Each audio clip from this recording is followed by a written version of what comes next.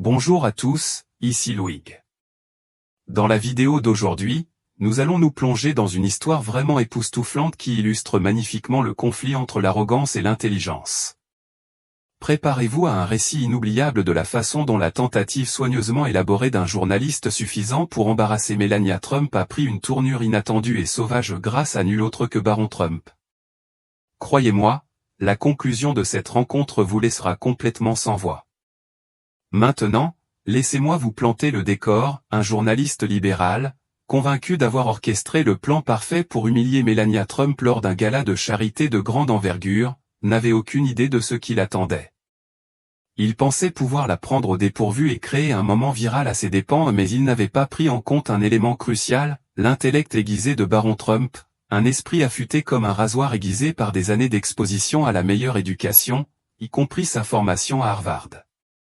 La scène se déroule lors d'un prestigieux gala de charité à New York, un événement étincelant auquel participe la crème de la société aux des mondes infortunés, des journalistes acharnés et des appareils photo qui capturent chaque instant. Parmi la foule se trouve Michael Reynolds, un journaliste du Daily Progressive.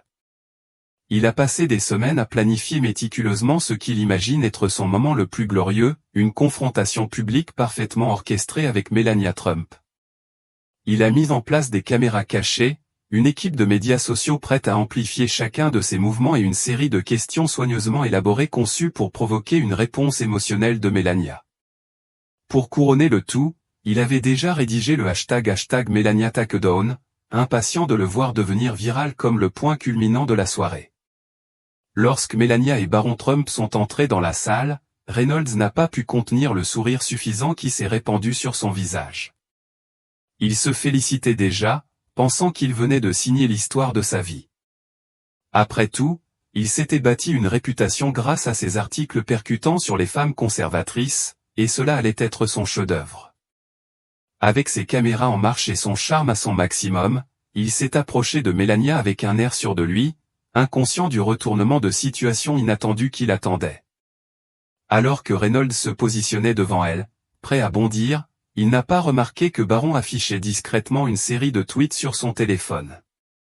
Ces tweets, une traînée numérique de remarques désobligeantes sur les femmes conservatrices, allaient bientôt causer la perte de Reynolds. Madame Trump, a commencé Reynolds, sa voix portant le ton expérimenté d'un homme qui croit être sur le point de remporter une victoire. Son téléphone diffusait en direct la rencontre à ses 500 000 abonnés, et il a vu cela comme son moment de triomphe.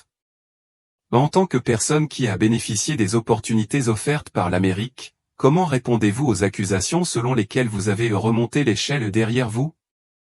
Le silence s'abattit sur la foule tandis que les caméras se tournaient vers Melania. Reynolds, confiant, sourit de plus belle, convaincu que c'était son grand moment.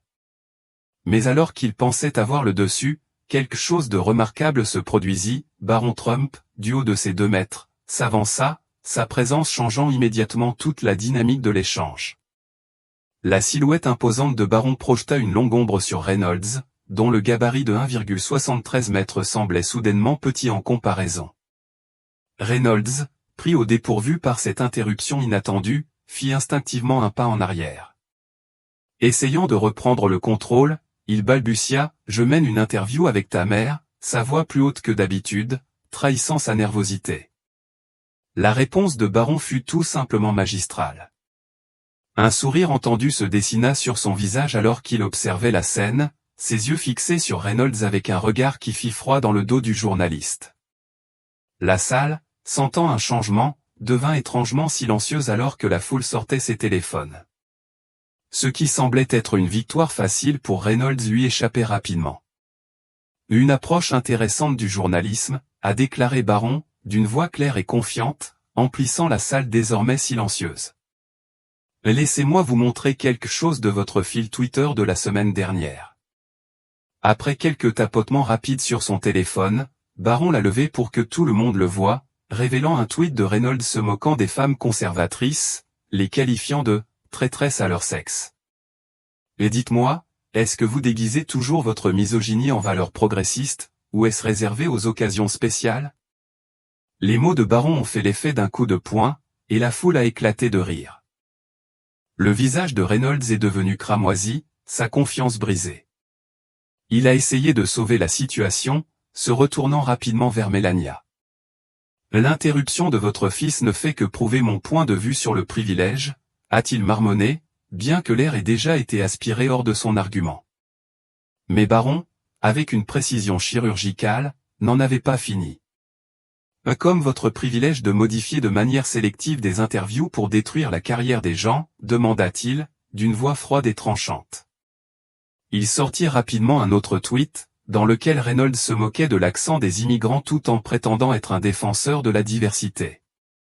Les téléphones de la foule étaient désormais tous concentrés sur le drame qui se déroulait. Chaque seconde était capturée, immortalisée dans l'histoire numérique. Le moment viral que Reynolds avait si soigneusement planifié s'était complètement retourné contre lui. Ce qu'il avait prévu d'être une démolition de Melania Trump s'était transformé en une inoubliable leçon d'humilité, et Baron Trump avait prouvé que l'intelligence, lorsqu'elle est utilisée avec précision, pouvait déjouer même les adversaires les plus suffisants et les plus arrogants. Il s'agit du rôle de ta mère. Recommença Reynolds, tentant de reprendre le contrôle de la conversation. Mais Baron, impassible, n'en avait pas encore fini avec lui. Le rôle de ma mère, intervint Baron, d'une voix douce mais ferme. Vous voulez parler de l'entrepreneur immigré multilingue qui a récolté des millions pour des œuvres caritatives pour enfants dans tout le pays. Baron fit délibérément un pas en avant, sa stature dominant le petit journaliste. Son ton, mesuré et précis, trahissait sa formation en droit à Harvard. Ou bien votre équipe de recherche a-t-elle commodément ignoré ces faits pendant qu'elle était occupée à rédiger vos soi-disant articles à scandale? Reynolds, visiblement ébranlé, tâtonnait dans ses notes, ses mains tremblant légèrement. Ce n'était pas ce à quoi il s'attendait. Il s'était préparé à une confrontation avec Melania, à des moments de défensive ou de confusion, mais Baron, articulé et calme, démantelait systématiquement son attaque soigneusement planifiée avec une précision chirurgicale qui le laissait à bout de nerfs. Le public a le droit de savoir, bégaya Reynolds, sa voix hésitant alors qu'il essayait désespérément de sauver la situation. Mais Baron ne perdit pas une seconde.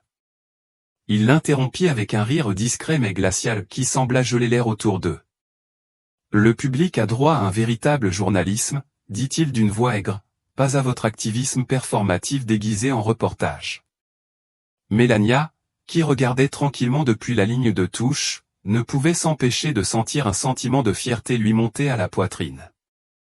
Elle avait toujours su que Baron avait hérité non seulement de l'esprit stratégique de son père, mais aussi de son propre sang-froid sous la pression.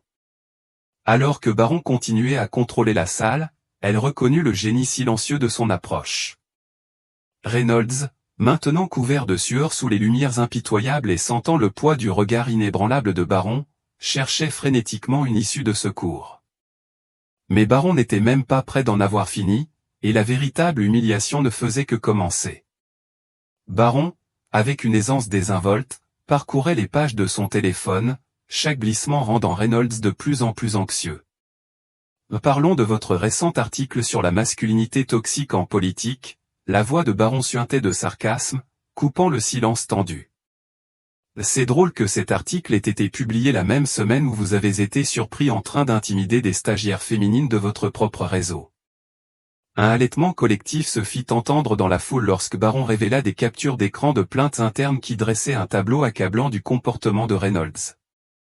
Et dites-moi, Michael, continua Baron, sa voix dégoulinant de mépris, l'hypocrisie est-elle une exigence professionnelle au délit progressive? Reynolds essaya de détourner la question, son esprit cherchant quelque chose n'importe quoi pour reprendre le contrôle du récit. Il s'agit de l'impact de la famille Trump sur. Mais Baron était implacable, l'interrompant avec une facilité éprouvée. Notre impact? Vous voulez parler du programme d'alphabétisation que ma mère a lancé et que votre chaîne a refusé de couvrir? Ou peut-être préférez-vous parler du gala de collecte de fonds de votre chaîne, où vous avez vendu aux enchères des voyages en jet privé aux plus offrants tout en donnant des conférences sur le changement climatique? La voix de Baron était calme, mais ses yeux, perçants et inflexibles, se fixaient sur Reynolds comme un prédateur traquant sa proie. La bravade de Reynolds s'évaporait et il essayait de retrouver un semblant de sang-froid. Vous essayez de détourner l'attention des vrais problèmes ici, marmonna-t-il, sa voix tenant à peine le coup. Baron, cependant, était plus rapide que jamais, ses mots comme l'éclair. Les vrais problèmes, répéta-t-il, sa voix froide mais mortelle. Comme les comptes offshore de votre publication? Ou que diriez-vous des SMS de votre rédacteur en chef sur la fabrication de l'indignation, pour les clics? J'ai aussi ces captures d'écran, Michael. Voulez-vous que je les partage avec tout le monde ici? À ce stade, la foule était pleinement investie par le spectacle, leur téléphone maintenant braqué sur Reynolds alors que sa confiance continuait de s'effriter à chaque coup calculé de Baron. Le journaliste autrefois suffisant avait été réduit à l'état d'épave nerveuse, son personnage soigneusement construit brisé sous le poids de l'intellect et de l'examen minutieux de Baron. C'est du harcèlement, réussit à dire Reynolds, sa voix faible et désespérée. Le rire de Baron, froid et tranchant, résonna dans la salle. Harcèlement, répéta-t-il, son ton incrédule. Tu veux parler de harcèlement, Michael? Comme envoyer des paparazzis traquer mon cousin de 12 ans? Ou peut-être devrions-nous discuter de la publication de l'adresse de ma sœur pour que le monde entier la voie? Les mots de Baron ont retenti avec la force d'un marteau, et chaque exemple était soutenu par des preuves irréfutables sur son téléphone, affichées à la vue de tous. Reynolds, le dos au mur, tentait de s'accrocher au peu de supériorité morale qu'il pensait lui rester. J'essaie juste de demander des comptes aux puissants, marmonna-t-il, à peine audible à présent, sa voix hésitante.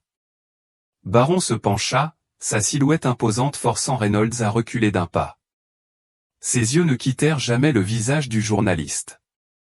La responsabilité? La voix de Baron était basse, mais ses mots avaient le poids du marteau d'un juge. Parfait. Parlons de votre responsabilité. Baron afficha d'autres tweets, ses doigts parcourant facilement les preuves accablantes. Devrions-nous commencer par vos publications supprimées sur les femmes immigrées? Ou que diriez-vous de votre compte jetable où vous vous moquez des accents derrière des portes closes? La foule, sentant le changement de dynamique, ne pouvait détacher ses yeux du drame qui se déroulait. La situation avait complètement changé et Reynolds devait faire face aux conséquences de ses actes exposés, humilié et sans aucune issue en vue. Reynolds tremblait visiblement à présent, sa confiance s'évaporant à mesure que le poids de la situation s'accumulait. Ce qui avait commencé comme une embuscade calculée avait complètement déraillé. Pire encore, la diffusion en direct continuait, capturant chaque seconde de son dénouement, garantissant que son humiliation serait diffusée dans le monde entier. La foule, autrefois captivée par la suffisance de Reynolds, était maintenant complètement fascinée par Baron, sentant que le coup final à la carrière du journaliste était imminent. La tension dans la salle était palpable, comme un souffle retenu, alors que Baron s'avançait une fois de plus, prêt à donner le coup de grâce. La voix de Baron trancha le silence comme un rasoir. Vous savez quelle est la vraie histoire ici? Il fit un geste large vers le public captivé, sans jamais quitter Reynolds des yeux. Il ne s'agit pas de ma mère ou de ma famille, non. La véritable histoire concerne une industrie qui a tellement besoin de clics qu'elle a complètement abandonné les principes mêmes du journalisme. Reynolds, troublé et cherchant une réponse, essaya d'intervenir, mais sa voix lui manqua, comme s'il avait perdu la capacité de former des mots. Baron, inébranlable, ne lui laissa pas un instant pour se reprendre. Au lieu de cela, il continua, affichant une énième capture d'écran accablante sur son téléphone. « Laissez-moi vous montrer quelque chose à tous, dit Baron, son ton dégoulinant de mépris. Voici votre email du matin de la semaine dernière. » Il fit clignoter l'écran pour que tout le monde le voie, besoin de contenu rageur d'ici 17 heures. Cibler la famille Trump pour un engagement maximal. Les murmures de la foule devinrent plus forts et le visage de Reynolds perdit toute couleur. Son attitude bien rodée et sûre d'elle-même était complètement anéantie. Baron, toujours calme et serein, ne s'est pas laissé aller. « Est-ce le genre de journalisme qu'on t'apprend à l'école, Michael ?» demanda-t-il avec un sourire moqueur. « Où as-tu appris cette méthode dans un atelier de marketing viral pour écrivains ratés ?»« Le public mérite de savoir, » bégaya Reynolds, tentant de rassembler une dernière défense, mais Baron fut bien trop rapide pour lui. Le public mérite de savoir que tu as été viré de 3 réseaux différents pour avoir inventé des sources. Le sourire de Baron s'élargit, mortel et entendu. Ou peut-être que tu aimerais expliquer comment tes sources anonymes ne sont en fait que tes comptes Twitter jetables. J'ai les adresses IP pour le prouver. La foule halta collectivement alors que le visage de Reynolds rougit, mais Baron était implacable, exposant les fissures dans la façade soigneusement construite de son adversaire. À ce stade, Reynolds n'était plus que l'ombre de lui-même, s'accrochant désespérément au peu de dignité qui lui restait. Mais Baron n'en avait pas encore fini. Mélania, qui avait observé la scène en silence, fit un pas en avant mesuré, sa présence à la fois gracieuse et inflexible. Elle posa une main douce sur l'épaule de Baron, son élégance contrastant fortement avec l'état échevelé de Reynolds. « Peut-être, monsieur Reynolds, dit-elle, sa voix teintée de son accent particulier, devriez-vous vous concentrer sur le vrai journalisme au lieu de fabriquer de fausses controverses. » La salle sembla s'adoucir d'appréciation à ces mots, tandis que des rires d'approbation se répandaient dans la foule. Baron, saisissant l'élan, continua, imperturbable. « Mais puisque vous tenez tant à la responsabilité, dit-il, parlons des liens financiers de votre réseau avec des intérêts étrangers. » Il fit à nouveau glisser son téléphone, faisant apparaître un autre ensemble de documents. Ces documents montrent que votre société mère a reçu des millions pour faire avancer des récits spécifiques. Pourriez-vous commenter cela? Reynolds, visiblement pâle, tenta de reculer, mais les murs se refermaient sur lui. Toute sa carrière s'effondrait sous ses yeux, et il n'y avait aucune issue. La salle bourdonnait d'incrédulité, et pour la première fois, Reynolds comprit vraiment la gravité de la situation. Les preuves contre lui étaient irréfutables. Ses défenses avaient été anéanties. Le journaliste finit par craquer. Sa façade s'effondra, et il se retourna, désespéré de fuir à travers la foule qui s'était formée autour d'eux. « N'oubliez pas votre micro, lui cria Baron, sa voix aigre et pleine de finalité. L'étage aime Reynolds, la prochaine fois que vous tenterez de tendre une embuscade, assurez-vous que ce n'est pas vous qui tombez dans un piège. » La foule éclata en applaudissements, leur approbation assourdissante alors que Reynolds, désormais un homme brisé, sprintait pratiquement vers la sortie.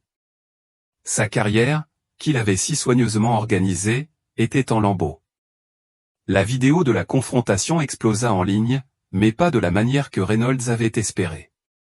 Le hashtag #ChurchCabaron d'S3 Media a rapidement éclipsé celui que Reynolds avait préparé, tandis que #ChinJournalisme fait a commencé à se répandre dans le monde entier.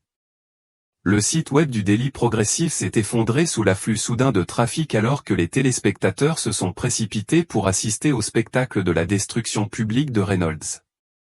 Même les chaînes rivales n'ont pas pu résister à couvrir l'histoire, un présentateur déclarant qu'il s'agissait de « la destruction la plus spectaculaire de l'histoire des médias ». En coulisses, la chute de Reynolds s'est poursuivie à un rythme rapide. Son historique Twitter, désormais entièrement exposé par Baron, a révélé des années de contradictions et d'hypocrisie qui ont rendu sa crédibilité encore plus fragile. Le Daily Progressive n'a eu d'autre choix que de le mettre en congé indéfini après qu'une enquête interne a confirmé la véracité des révélations de Baron. Les annonceurs, désireux de se distancer de la controverse, ont commencé à se retirer, et la crédibilité de la publication s'est effondrée. Dans un dernier geste désespéré, Reynolds a tweeté « Je m'éloigne du journalisme pour réfléchir ». Plus tard dans la soirée, dans le confort de la résidence Trump, Mélania sourit avec une satisfaction tranquille en regardant son fils desserrer sa cravate, le stress de la soirée commençant enfin à s'estomper.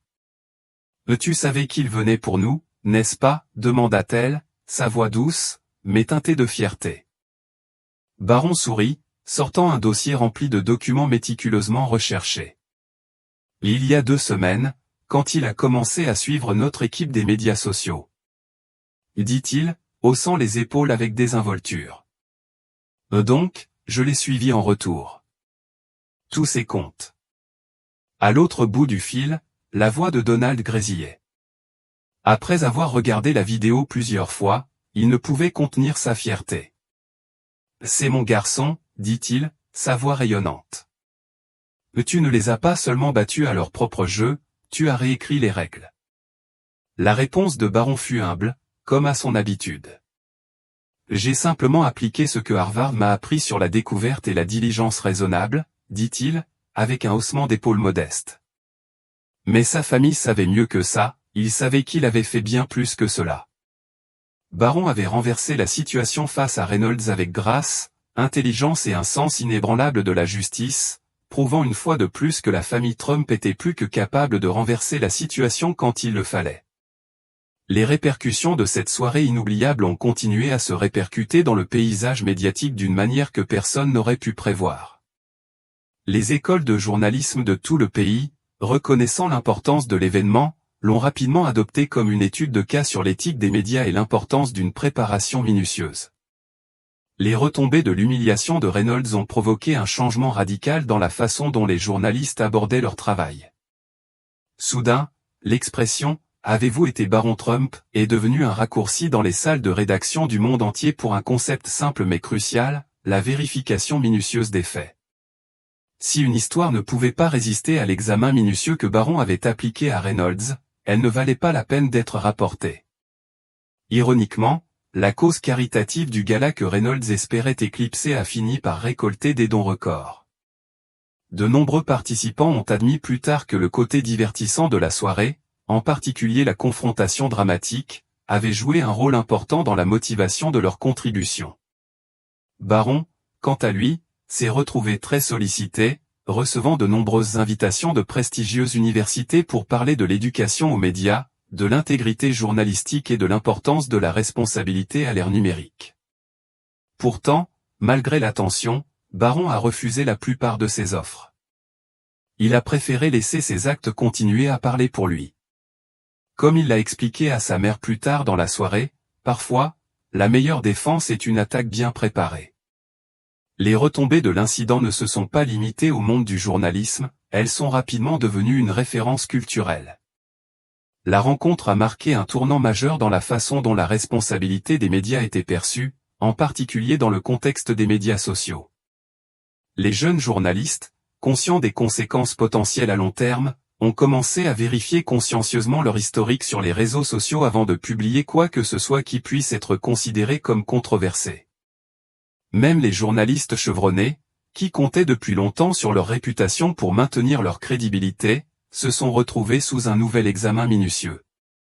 Même Alexandria Ocasio-Cortez, connue pour sa présence audacieuse et souvent provocatrice sur les réseaux sociaux, se serait montrée plus prudente, examinant ses publications en particulier ses diatribes quotidiennes sur « Elon qui gâche mon café au lait » avec une attention accrue.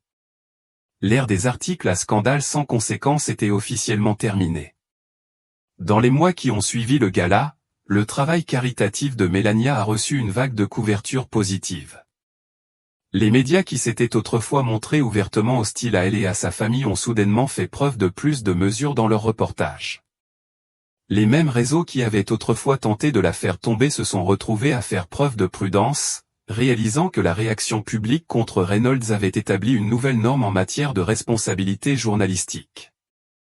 Même le Daily Progressive, encore sous le choc de la chute de son journaliste vedette, a subi une restructuration éditoriale majeure. Il s'est publiquement engagé à privilégier le journalisme factuel plutôt que la chasse aux moments viraux. Un changement de politique important a été adopté et le terme « takedown » a été banni de toute couverture, un geste symbolique reconnaissant le changement de priorités éditoriales. Entre-temps, Barron a poursuivi ses études à Harvard, où les conséquences de la débâcle de Reynolds n'étaient pas seulement un sujet de conversation, mais sont devenues un outil pédagogique. Les professeurs ont utilisé le démantèlement méthodique de Barron de l'attaque de Reynolds comme étude de cas dans les cours de droit et de journalisme. Ses camarades de classe, dont beaucoup l'avaient initialement sous-estimé, ont commencé à plaisanter en disant que la section de recherche juridique de la bibliothèque devrait être rebaptisée « Barron Trump School of Fact-Checking ». Barron était passé d'être simplement connu comme le grand-fils de Donald Trump à être considéré comme un symbole de précision intellectuelle et de responsabilité dans un monde de chaos médiatique.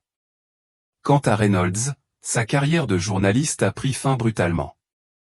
Il a quitté la profession et, ironiquement, à trouver une nouvelle voie, et écrire un livre sur la responsabilité des médias. Dans des interviews, Reynolds a admis que sa rencontre avec Baron l'avait forcé à affronter ses propres défauts et préjugés éthiques. Son livre, bien que populaire dans certains cercles, a été perçu par beaucoup comme une tentative de se racheter. Sa phrase la plus citée, cependant, est devenue un reflet emblématique de sa chute. « Je suis parti à la recherche d'un moment viral et je suis devenu à la place un récit édifiant. » Et voilà comment la tentative malheureuse d'un journaliste de se faire abattre s'est retournée contre lui de manière spectaculaire, transformant une soirée ordinaire en un moment marquant de l'histoire des médias. Si vous avez aimé cette vidéo, assurez-vous d'appuyer sur le bouton « J'aime », de vous abonner et d'appuyer sur la cloche de notification pour rester informé. J'aimerais savoir ce que vous pensez des brillantes décisions stratégiques de Baron, alors n'hésitez pas à partager vos réflexions dans les commentaires ci-dessous. Si vous avez des histoires de justice rendues, n'hésitez pas à les partager également. En attendant la prochaine fois, c'est Ludwig qui vous quitte.